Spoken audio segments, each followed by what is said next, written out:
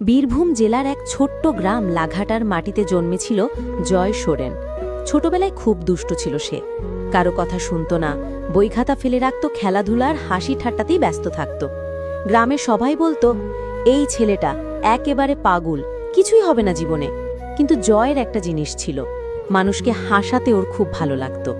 তাই একদিন মোবাইলে একটা ভিডিও করল, মজার কন্টেন্ট বানিয়ে ইউটিউবে আপলোড করল। প্রথম প্রথম কেউ গুরুত্ব দিল না, কিন্তু কিছুদিন পর হঠাৎ করে একটা ভিডিও ভাইরাল হয়ে গেল। ধীরে ধীরে দুষ্টু জয় হয়ে উঠল ইউটিউব তারকা জয়। লোকজন চিনতে শুরু করলো। আশেপাশের গ্রামের লোকজন বলতো, ওই যে ইউটিউবে যারে লাখ লাখ মানুষ দেখে, ওই তো আমাদের জয়। কিন্তু ঠিক তখনই সব কিছু বদলে গেল। হঠাৎ করেই জয় ভিডিও বানানো বন্ধ করে দিল। সবার মুখে একটাই প্রশ্ন, জয় কোথায়? সে ভিডিও দিচ্ছে না কেন? জয় তখন চুপচাপ নিজের ঘরে বসে নতুন এক স্বপ্ন বুনছিল, ভারতীয় সেনাবাহিনীতে যোগ দেবার স্বপ্ন। অনেকে ঠাট্টা করত, এই ইউটিউবার আবার ফৌজে যাবে, হাসি পায়। কেউ বলতো, পাগল তো ছিলই, এবার পুরোপুরি হয়ে গেছে ফাঁকিবাজ।